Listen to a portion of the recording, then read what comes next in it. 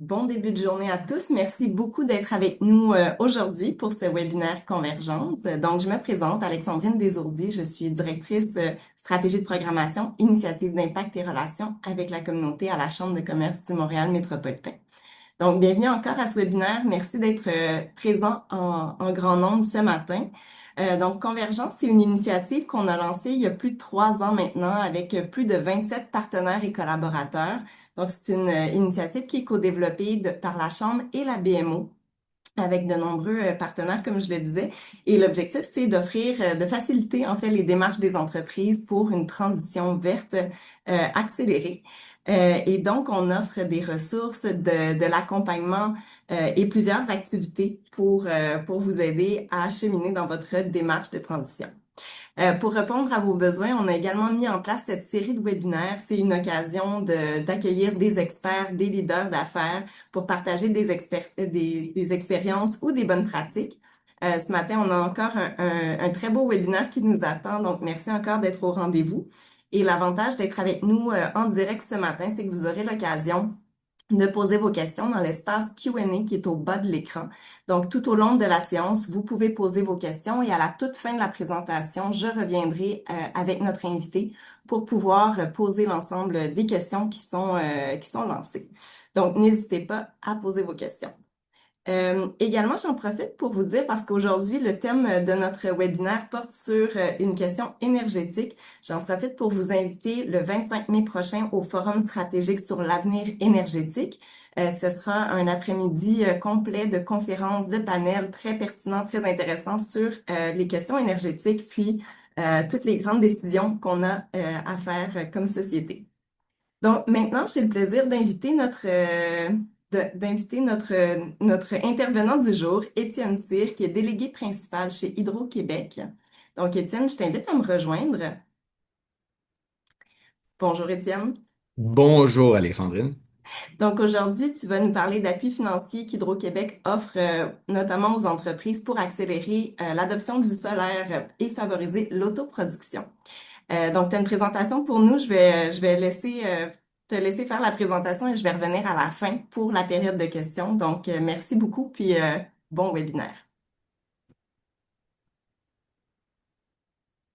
Très bien. Alors c'est parti.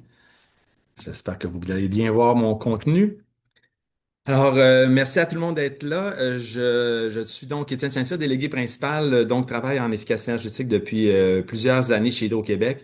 Et vraiment, on va concentrer un peu les informations aujourd'hui sur l'énergie solaire, mais on va aussi se greffer de quelques informations sur l'ensemble de nos programmes.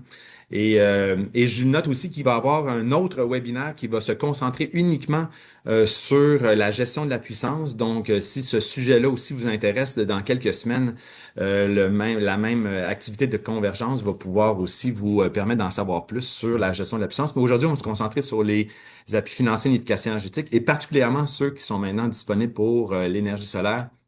Alors, allons-y. Je vais faire une mise en contexte. Je vais parler un peu d'approche réglementaire très rapidement pour dire qu'on ne fait pas que des programmes, mais aussi des activités de type réglementaire qui s'en viennent dans les prochaines années. Un survol des mises à jour qu'on a mis en place dans nos programmes d'efficacité énergétique avec l'outil qui est nécessaire pour faire ces demandes-là. Et peut-être le clou de la présentation, c'est le point numéro 5 sur un focus particulier sur l'offre solaire qui est toute nouvelle et qui vient d'être mise en place.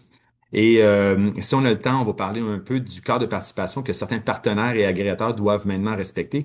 Mais je laisse ça au cas où si on a un peu de temps. Donc, la mise en contexte, très rapidement, sachez que le Québec a besoin de se préparer à une transition énergétique très importante. On parle d'un ajout de 60 TWh. Pour votre information, on consomme aujourd'hui là, la portion 2022 à 2025, là, c'est environ 175 TWh qu'on consomme. Donc, vous l'avez peut-être entendu déjà dans les médias, mais on va potentiellement doubler la taille d'Hydro-Québec ou la taille de notre consommation électrique au Québec dans les 25 prochaines années. Et on a déjà des plans et des prévisions de l'ordre de 60 TWh, donc environ du tiers pour les 10 prochaines années. Donc, on a beaucoup de travail à faire, puis on a besoin d'à peu près tout pour y arriver. Alors, c'est ce que je vais vous parler. Et pourquoi on fait de l'efficacité énergétique? Pourquoi on investit derrière le compteur des clients?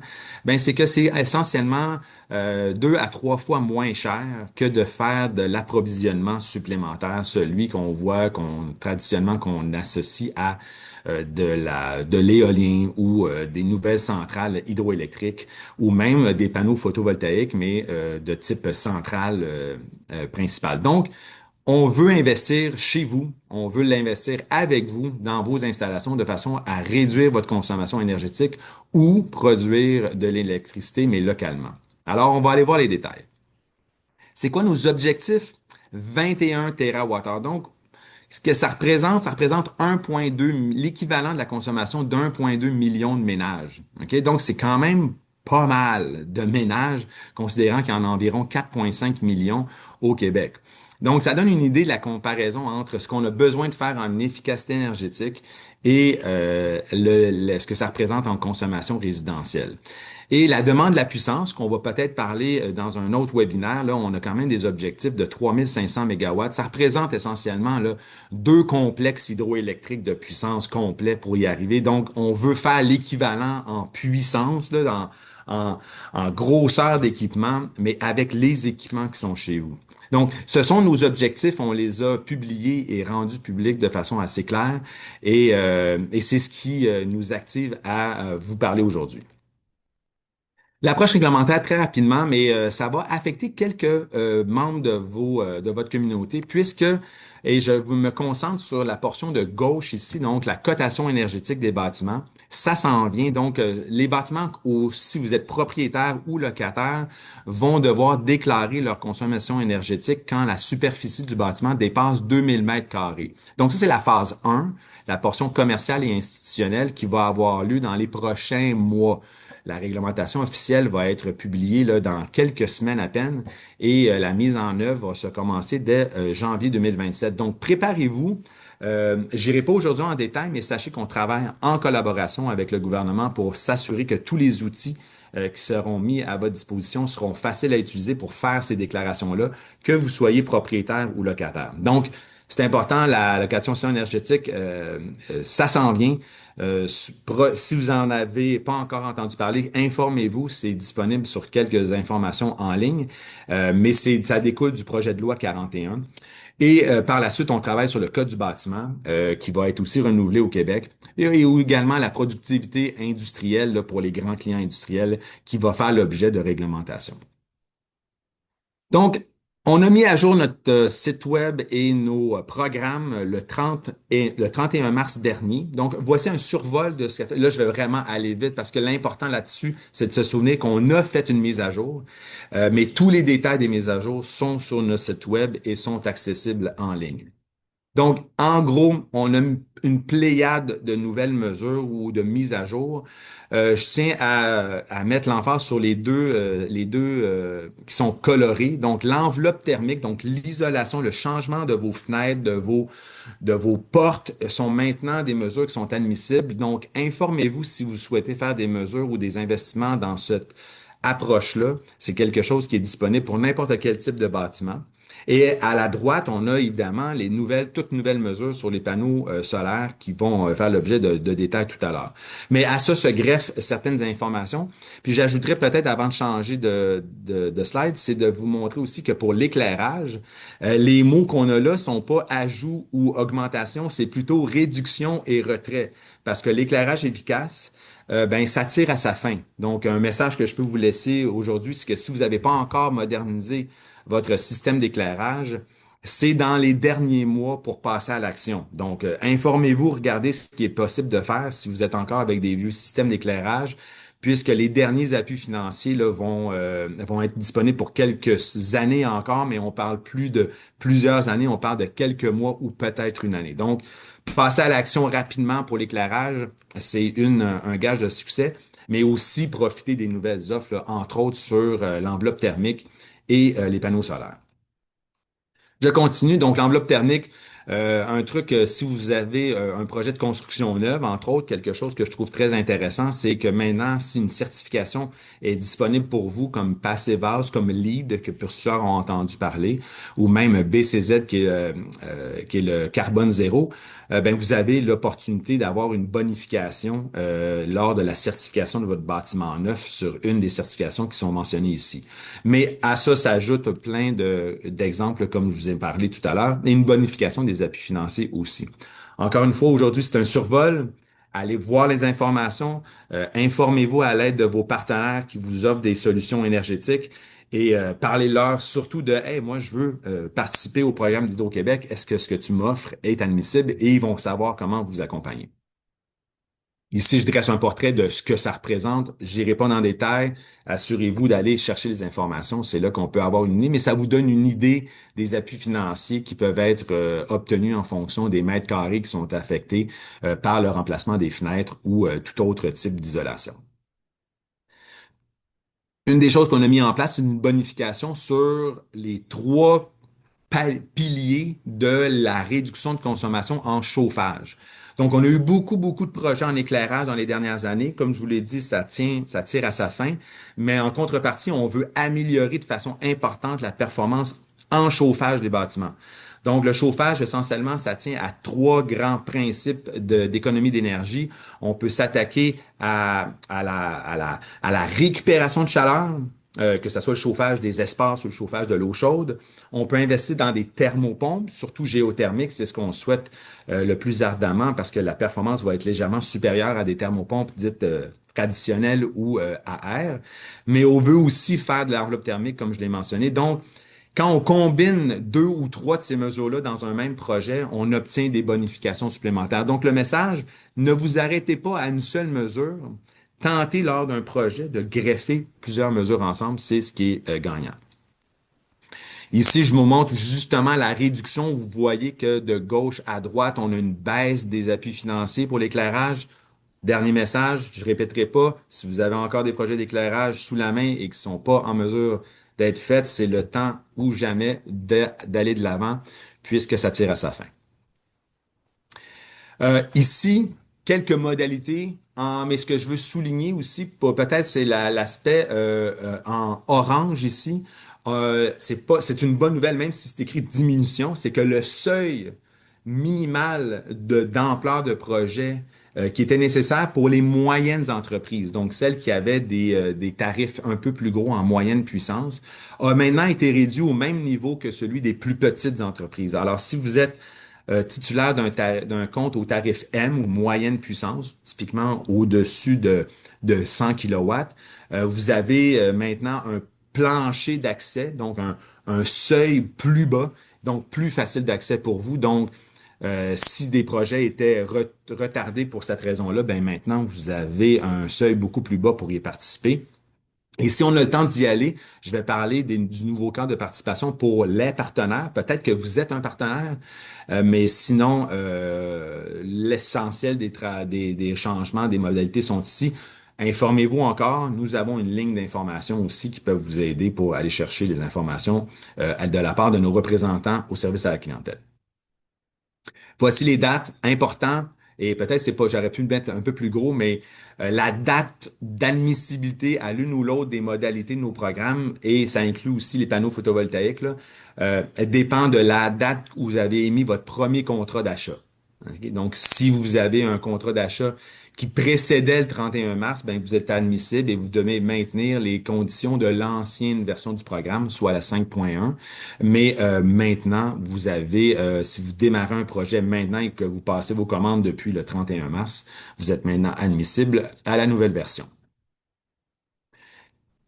Un grand rappel important, pour toutes les mesures d'efficacité énergétique, autres que celles liées aux panneaux solaires, vous faites vos projets avant de nous avertir. C'est aussi simple que ça. Vous téléchargez nos informations, vous, entre guillemets, magasinez vos mesures et vous n'avez pas besoin de nous avertir d'avance si vous allez de l'avant avec une mesure d'efficacité énergétique.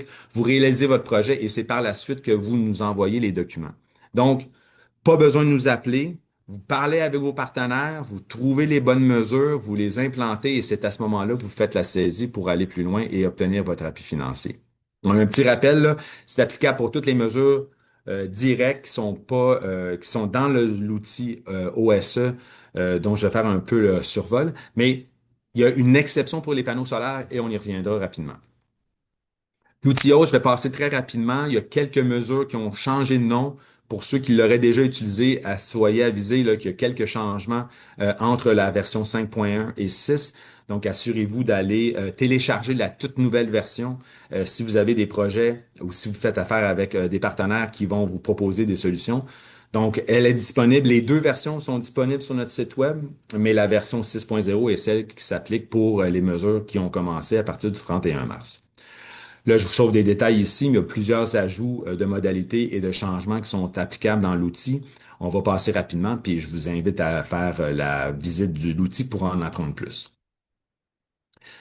Je saute ça aussi, mais assurément, c'est tout encore des petits changements pour rendre la convivialité de l'outil encore meilleure.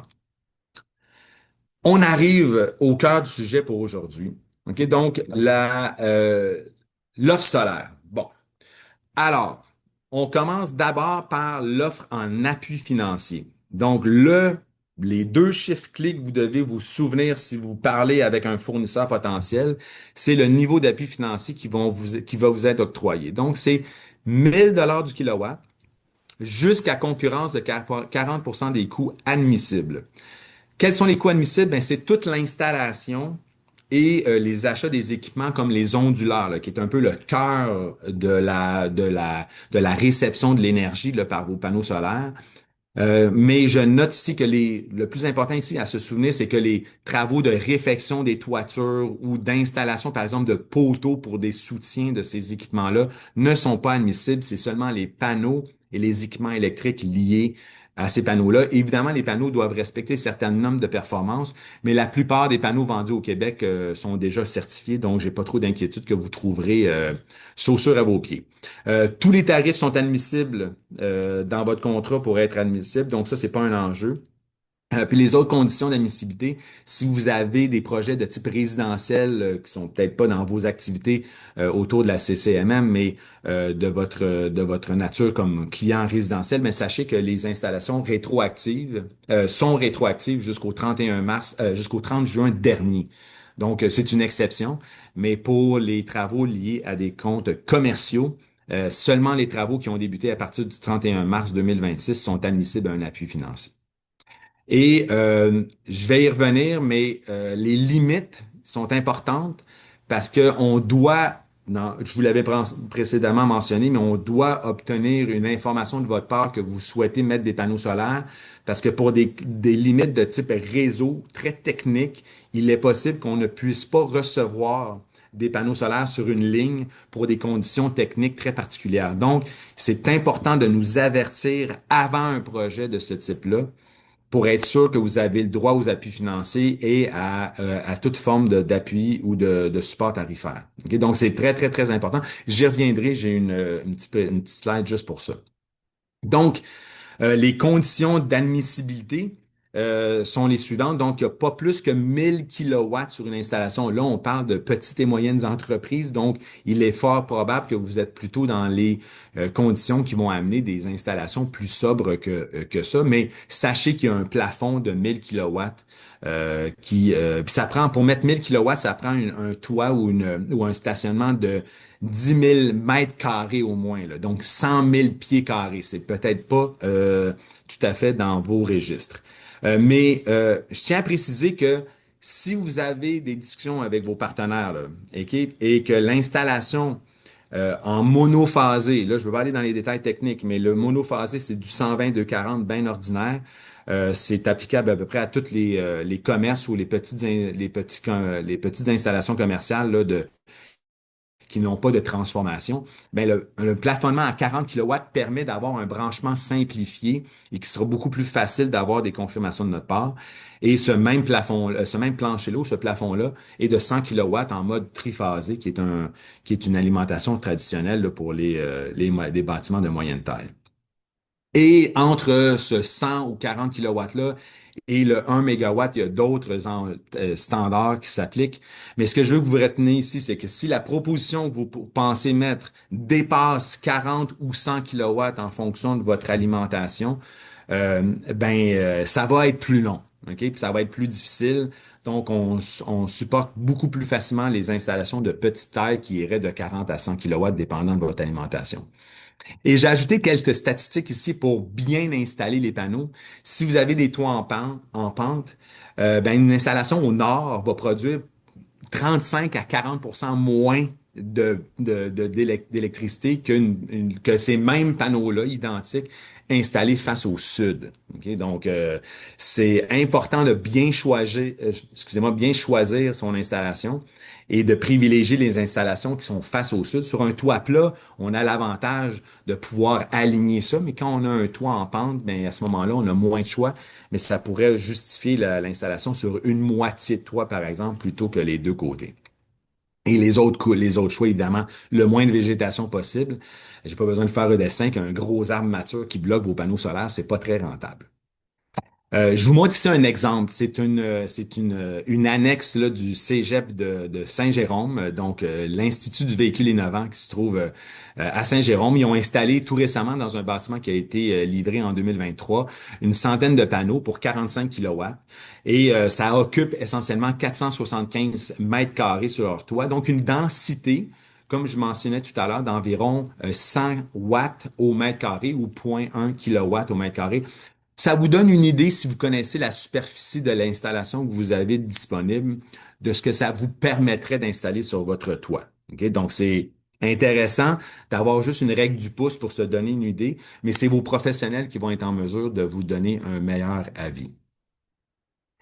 Maintenant, ça, c'est les appuis financiers puis les conditions d'admissibilité. Mais pour faire un mesurage adéquat, il y a le mesurage net. Le mesurage net, essentiellement, c'est une option une fois qu'on a installé des panneaux pour être sûr que quand votre compteur tourne à l'envers, donc quand votre production photovoltaïque, par exemple le 24 juin prochain, là, où peut-être vos installations vont être fermées et qu'il fait très beau, espérons-le, c'est la journée de la Saint-Jean, il est bien possible que pendant le milieu de la journée, votre installation de panneaux photovoltaïques, que ce soit cette année ou l'année prochaine ou dans les prochaines années, produise plus que ce que votre bâtiment puisse récupérer.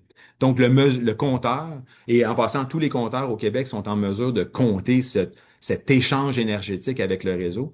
Alors, on a besoin de mesurer et de savoir combien vous avez injecté dans le réseau par rapport à combien vous avez tiré du réseau à d'autres moments dans la journée, comme pendant la nuit. Donc, cette option-là n'est pas obligatoire si vos panneaux solaires sont dimensionnés de façon à toujours être absorbés par vos charges en continu. Vous n'avez pas besoin de vous abonner au mesurage net. Mais si vous avez un écart important entre vos charges et l'installation photovoltaïque, bien là, à ce moment-là, c'est important de s'inscrire à cette option-là. Donc, voici un peu les options. Le plafond, le plancher d'admissibilité a été augmenté de 50 à 50 kilowatts à 1000 kilowatts. Et je vous montre un peu ici les options. Mais ça vous donne une idée ici de quelle rentabilité on peut avoir en fonction du tarif. Et ce ne sont pas tous les tarifs qui sont admissibles à cette option. Donc, notez bien les tarifs admissibles, là. Vous allez voir, il y a le G et le M, qui sont les tarifs les plus communs là, pour vos activités d'affaires. Mais il y a des tarifs non admissibles, comme le G9, le Flex G. Donc, informez-vous avec nos services à la clientèle pour être sûr que votre installation est bel et bien admissible à cette option-là. Et si vous avez déjà une option en vigueur, ben là, il va falloir choisir entre l'option qui est la plus pertinente pour vous. Et j'ai mis des sous par kilowattheure qu'on peut économiser. Puis ça dépend de l'ampleur de votre consommation, que ce soit le résidentiel ou le commercial. Mais la bonne nouvelle, c'est que la plupart des gens en ligne sont probablement au tarif G. Et le tarif G, c'est probablement le plus rentable, justement. C'est lui qui offre le crédit le plus important de l'ordre de 12 sous. Donc, c'est juste ici un survol des tarifs en vigueur. Si des surplus sont accumulés, on y reviendra, on peut à ce moment-là aussi avoir des crédits.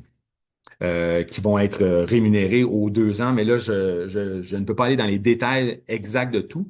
Mais je conclus quand même en disant que la banque en question, donc ici, c'était surtout quand on va peut-être pouvoir vous permettre d'avoir l'information en ligne. Et tout ça, c'est en ligne et disponible dans notre guide tarifaire. Mais vous livrez et on vous livre et vous injectez de l'énergie. Il y a une consommation nette ou un surplus net et on gère la banque de surplus avec les formules un peu c'est pas si compliqué, mais il faut quand même savoir que dès qu'on a un surplus, c'est dès la période suivante que ce surplus va être évacué de votre banque de surplus. Donc, on va se servir dans vos surplus le plus rapidement possible pour vous donner les crédits aussi le plus rapidement possible. Donc, très, très, très important ici, il faut faire une demande. Donc, votre maître électricien est celui qui doit faire la demande à votre nom. Il doit le faire à l'étape 2 ici, ok, après avoir conçu le système avec vous pour regarder les opportunités. La demande de raccordement de tout équipement d'autoproduction doit être faite à l'étape 2 ici.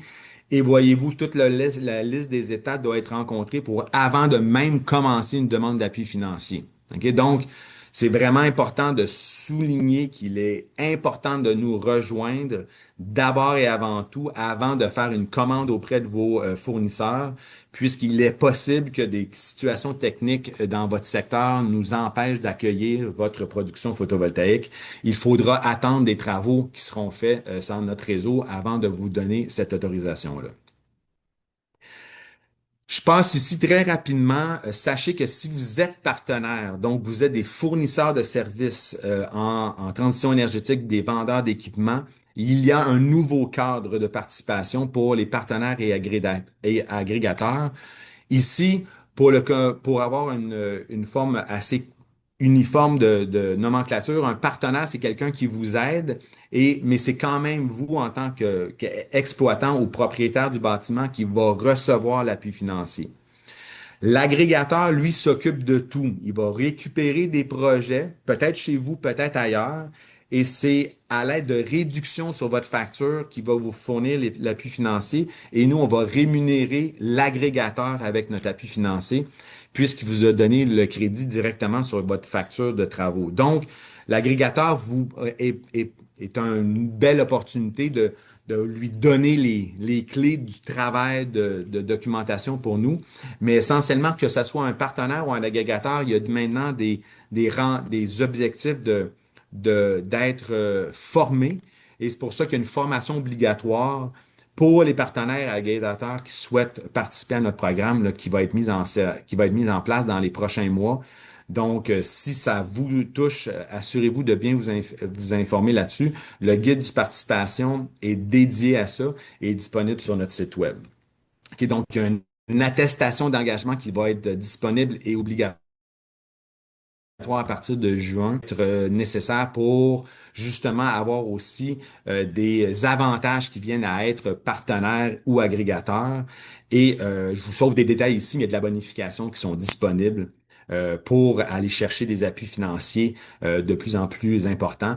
Donc, on souhaite que les partenaires dans le marché puissent être actifs et nous donnent l'information.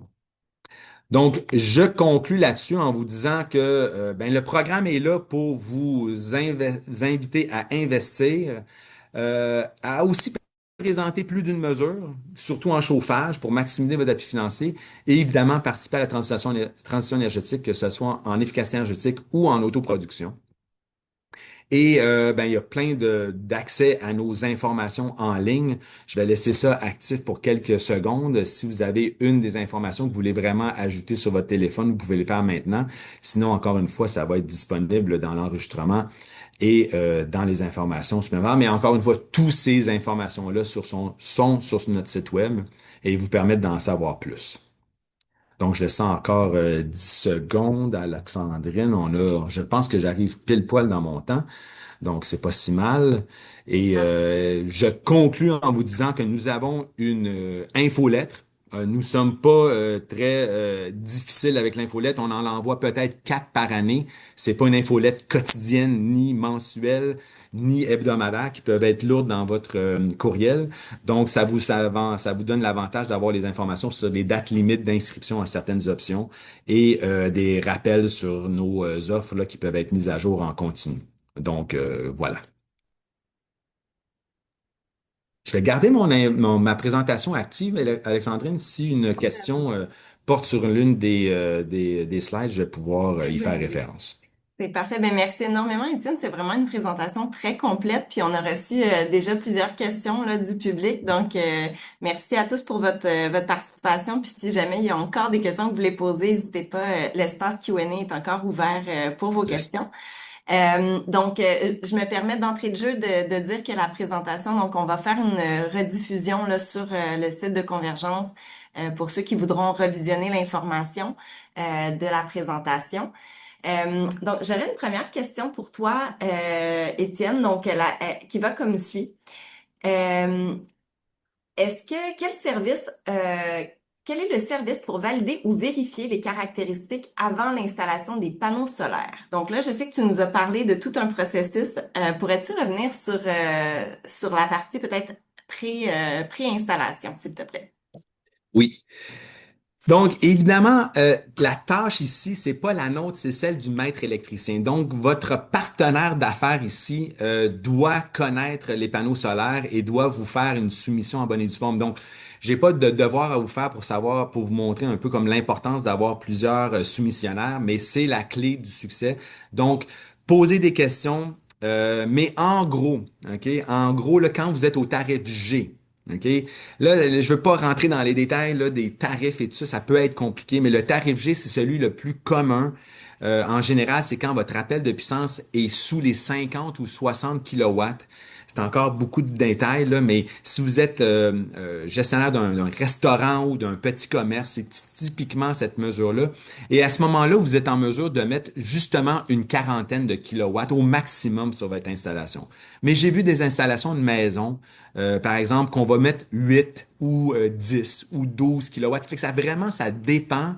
Et vos partenaires ont des logiciels pour faire tout ça pour vous présenter la capacité que c'est en mesure d'être admissible. Mais en gros, de 0 à 40 kilowatts, comme la mesure que je parlais de la partie que j'appelais branchement simplifié, ça se branche à peu près n'importe où. Alors, poser ces questions-là, essayez de voir comment, si c'est votre partenaire connaît bien la norme E1207 qui vient d'être mise à jour en passant. Donc, c'est important que les partenaires en sachent un peu de ce côté-là. C'est la clé du succès pour l'intégration de votre équipement vers notre réseau passe par une bonne information de votre partenaire, mais chaque situation va être différente, donc je peux pas vraiment vous résumer ça aussi facilement, mais les règles de 40 ici ou de 100, dépendant de votre capacité de consommation, sont les plus faciles à comprendre pour être évidemment entre 0 et cette valeur-là. Merci beaucoup pour ta réponse. J'ai une autre question qui va évoquer la question de la rétroaction du programme, puis j'ai une question qui va dans ce sens-là. Oui. On se demande si on a installé un système de stockage énergétique l'année dernière, est-ce que le programme est applicable si on veut justement installer des panneaux solaires à l'été? Il y a une Bon. partie du travail qui a été fait. D'accord. Donc, le stockage énergétique, j'en ai pas parlé aujourd'hui parce que malheureusement, ça fait toujours pas partie de notre offre d'appui financier. OK? Donc, les batteries, qui peuvent être jumelées ou non avec des panneaux solaires, ne font pas encore l'objet. Je dis pas encore parce que c'est dans nos cahiers. On essaie de regarder comment on peut supporter l'installation de batteries, mais aujourd'hui, à cette date-là, donc celle, mettons, du 31 mars, ces opportunités-là ne font pas l'objet d'appui financier. Maintenant, si vous voulez greffer une mesure de panneau solaire à votre onduleur existant, OK? C'est pour ça qu'on a mis le 40 40% des coûts là, que j'ai mentionné ici.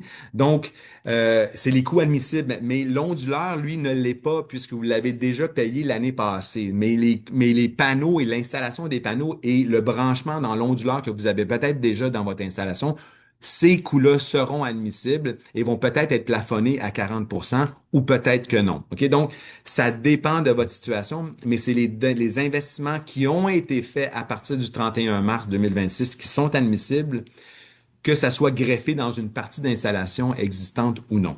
OK? Donc, et quelque chose qu'on se fait peut-être, j'ajouterais une information, c'est que ça doit être neuf. OK? Donc, la récupération d'équipements usagés et le déménagement d'une installation ne fait pas l'objet d'appui financier. C'est seulement des équipements neufs achetés d'un distributeur québécois. Tous les détails sont dans nos guides du participant, mais c'est important de bien lire ça et de poser les questions à vos partenaires.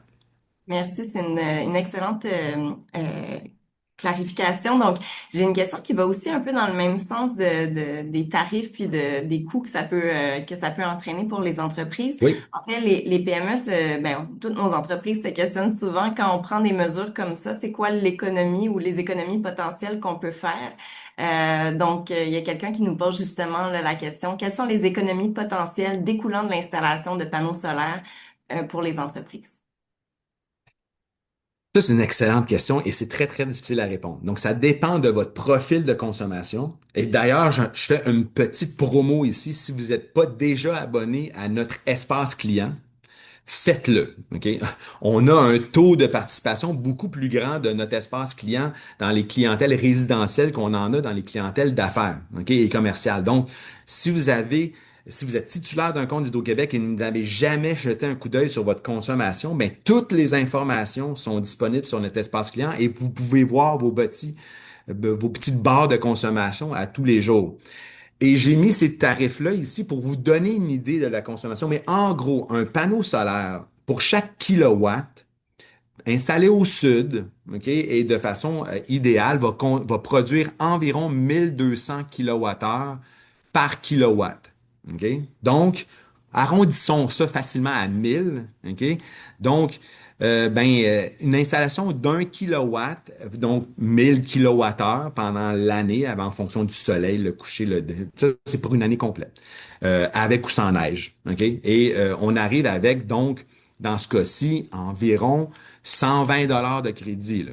OK? Donc, pour 1000 fois 12 sous, ben, on arrive justement au tarif G pour chaque kilowatt d'environ 120 dollars de crédit. Et on estime que notre appui financier qui réduit le coût des panneaux jusqu'à 1000 dollars de 1000 dollars du kilowatt, ben, va vous permettre de rentabiliser cet investissement-là, on l'espère, en moins de 10 ans.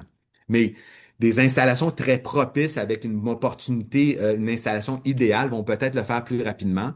Mais d'autres qui choisissent d'installer ça au nord ou font des installations un peu bancales devant un arbre mature, un érable là, de 50 pieds de haut, là, ça risque d'être un peu moins pertinent. Donc, euh, ça dépend donc de ce que vous consommez vous-même et ça dépend de ce que les panneaux vont pouvoir fournir. Mais grosso modo, entre 120 et 120 et 150 dollars d'économie par kilowatt par année au tarif G. Et pour le tarif M, il y a plusieurs probablement clients en ligne qui sont au tarif M. C'est un peu moins rentable. En fait, c'est même 2 fois moins rentable parce que vous payez votre tarif en deux morceaux, votre puissance et votre kilowattheure. Et ça fait que les économies ne sont créditées qu'en kilowattheure, donc autour de 6 ou 7 sous, ce qui fait que c'est beaucoup moins rentable pour cette catégorie de clients-là. Voilà. Merci. Donc, une question qui peut être très variable selon les différents paramètres, mais je Oui. comprends qu'il y a un beau potentiel pour les entreprises. Puis peut-être je me permets de poser la question justement à qui ça s'adresse ce programme-là. Je pense qu'il y a plusieurs entreprises de différentes tailles sur l'appel ce matin qui peuvent se questionner justement est-ce que ce programme-là est fait pour mon entreprise? La question est pertinente parce que on savait d'emblée que plusieurs d'entre vous sont locataires ou propriétaires ou partage une partie de la gestion du bâtiment avec d'autres propriétaires ou locataires, sachez que ça s'applique à tous. Mais évidemment, si vous êtes locataire et vous faites affaire avec un propriétaire, ben il y a des enjeux de propriété ici, des équipements qui doivent être gérés entre vous et l'autre. Donc, évidemment, la solution facile, si vous êtes entièrement propriétaire du bâtiment, que vous êtes gestionnaire du compte d'électricité et que vous avez les deux mains sur le volant, pour pas citer un ancien premier ministre, vous avez l'opportunité de faire ça. D'emblée, ce programme-là s'adresse d'abord à vous, puisque vous avez toutes les décisions dans vos mains. Si vous êtes locataire, vous avez quand même l'opportunité de participer au programme à l'aide d'agrégateurs ou à l'aide de partenaires qui vont vous aider à figurer la bonne façon, mais ça va quand même prendre l'autorisation de votre propriétaire à aller de l'avant et peut-être partager une partie des coûts ou des appuis financiers avec lui. Donc, ça, plus il y a d'acteurs dans le projet, plus c'est évidemment complexe. Mais c'est d'abord pour les propriétaires, mais je tiens à préciser que ce n'est pas limité à eux et ça peut effectivement être admissible pour des locataires qui veulent s'entendre avec le propriétaire pour l'installation. Au même titre d'ailleurs que les mesures d'efficacité énergétique, si vous avez une installation de thermopompe dans votre équipement, mais vous aurez le besoin de vous entendre avec votre propriétaire pour le partage des coûts de cette installation-là. La même chose s'adresse aux mesures de panneaux solaires que pour les mesures d'efficacité énergétique qui vont toucher au bâtiment. Merci énormément pour cette réponse-là. Donc, on comprend que ça peut s'adresser à plusieurs profils de clients. Puis, j'ai quelqu'un ici qui nous demande une question un petit peu plus précise sur les bâtiments multirésidentiels de plus forte densité, qui se demande est-ce que la limite de 1000 kWh s'applique également pour ce type de bâtiment-là, multirésidentiel? Donc, on Oui, parlait donc d'une limite. non, c'est une très très bonne question. J'ai pas touché au multirez ici en prenant pour C'est acquis qu'on ça, parlait de la chambre de commerce, mais bien quand sûr. même la question est bonne. Donc les bâtiments multilogements sont tout aussi admissibles parce que le compte entre guillemets des aires communes, donc de service, c'est un compte affaires pour notre ou commercial à notre égard. Donc si le toit du bâtiment de type multirésidentiel peut être utilisé ou même les stationnements ou peu importe quelle étape pour l'installation de panneaux solaires ou de toute forme d'efficacité énergétique d'ailleurs, dans les aires communes, ben ça va être admissible aussi. Ça peut être le syndicat de copropriété, ça peut être le gestionnaire de bâtiment qui fait la demande et branche ça dans son compteur des aires communes ou de services. Et la mesure est également admissible. Et le plafond de 1000 kilowatts, en fait, s'applique à tous. Que ça soit d'un très gros résidentiel, même une très grosse usine qui aurait les capacités d'en prendre 10 fois plus, ben, il va être quand même limité à 1000 kilowatts. Donc, le plafond s'applique à tous les clients, peu importe leur type. Par contre, elle s'adresse aussi à toute forme de clients, que ce soit résidentiel, syndicat de copropriété, gestionnaire immobilier ou même, évidemment, commerce, comme on vient de parler. Excellent. Puis je pense que ça rejoint quelques autres questions de gens qui s'intéressaient aussi à l'aspect plus particulier qu'on a moins traité aujourd'hui parce qu'on s'adresse à des entreprises à travers le réseau de la Chambre. Mais donc, peut-être des aspects à aller découvrir là, sur le site d'Hydro-Québec. Peut-être une dernière question, Étienne. Justement, on a des entreprises qui sont peut-être dans des moments décisifs de changer certaines installations ou enfin de prendre ce genre de décision-là. Ce serait quoi les bons moments pour faire ces transitions-là? Est-ce que il y a des conditions de succès pour se dire, bon, on y va, on passe à l'action? La première chose, je l'ai mentionné, l'éclairage, si vous l'avez pas déjà fait, le temps de prendre action, c'est maintenant. Point. Mhm. On passe au suivant. Maintenant, les équipements un peu plus lourds. Vos fenêtres, vos équipements de ventilation, les unités de toit, la thermopompe. Là, le moment, c'est quand je prends pour acquis que la plupart des clients sur la ligne sont déjà climatisés, mais ils se climatisent peut-être avec un climatiseur qui n'est pas une thermopompe.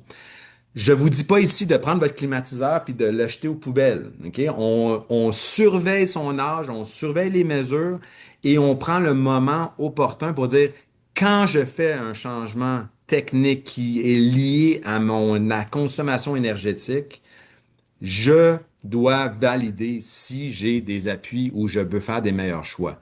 Surtout quand on parle d'équipements plus lourds. OK? Et les partenaires, que ce soit des vendeurs dans un magasin, et ou dans donc les équipements qui sont déjà installés dans vos installations, surtout les systèmes de ventilation, peuvent faire l'objet d'appuis financiers importants si vous faites les bons choix. Et je pense aussi surtout aux thermopompes pour vous climatiser, que ce soit un petit restaurant ou un commerce au détail, vous avez l'opportunité de faire des meilleurs choix à ce moment-là. Puis la dernière chose, c'est si vous êtes intéressé et que vos projets et votre installation vous voyez que c'est compatible à l'autoproduction, ben informez-vous parce que un peu au même titre que l'éclairage, mais ça pour plusieurs années encore, on va avoir l'opportunité de faire ça. Et peut-être l'important ici, c'est que si l'important pour les panneaux solaires par rapport aux autres mesures, c'est qu'elles sont, surtout quand on les met sur le toit, ce qui est souvent le cas, ben il faut s'assurer que la santé du toit est en symbiose avec l'installation de nos panneaux solaires. Je l'ai pas peut-être pas souligné ici, mais c'est un gros bon sens, mais à se rappeler que peut-être que c'est l'opportunité de synchroniser ça avec une refonte du toit. Souvent, les assureurs limitent à peu près à 20 ans. Si vous êtes rendu à 17 ans, ben, c'est peut-être le temps de faire une pierre deux coups. Souvent même des gens de toiture, j'ai entendu ça, j'en sais pas trop l'ampleur, mais se lancent aussi dans un service avec des électriciens pour dire, ben, tant qu'à faire, on va changer ton toit, mais pendant que les gars sont sur le toit et les filles aussi, on va venir installer les panneaux en même temps avant de quitter.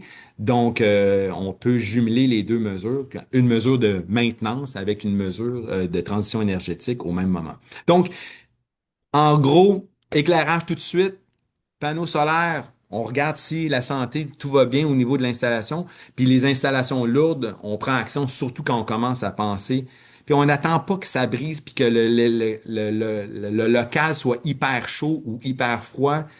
Peut-être que quand on voit des indices que ça commence à mal aller, c'est peut-être le temps de parler à nos professionnels pour magasiner la meilleure solution pour Puis une thermopompe dans un bâtiment, c'est la solution, qu'elle soit géothermique ou non. OK, c'est pas important. Nous avons des appuis financiers importants pour les thermopompes aérothermiques, comme celles que vous avez peut-être à la maison. Donc, profitez-en pour regarder ça et surtout en parler avec vos fournisseurs. Merci énormément. C'est beaucoup de belles pistes de réflexion, je pense, pour ceux qui nous écoutent ce matin, puis aussi des pistes d'action concrètes qu'on peut lancer. Félicitations pour le programme, c'est très intéressant. Je pense qu'Hydro-Québec a plusieurs options à offrir pour des entreprises qui veulent passer à l'action. Donc, merci d'avoir pris le temps de nous présenter ça ce matin. J'en profite quand même pour mentionner, tu l'as mentionné également tout à l'heure, donc le 13 mai prochain, on va recevoir un de tes collègues avec l'entreprise Equans pour parler de mesures d'optimisation énergétique qui peuvent aider à anticiper les appels de puissance. Donc, un autre sujet qui va être dans la continuité. Puis d'entrée de jeu, j'ai parlé aussi du 25 mai, qui est le forum sur l'avenir énergétique. Donc, un autre rendez-vous où vous êtes les bienvenus. Donc, merci énormément, Étienne. Merci à tous ceux qui sont à l'écoute présentement. Puis, je vais vous souhaiter une excellente journée. Merci à tous. Merci.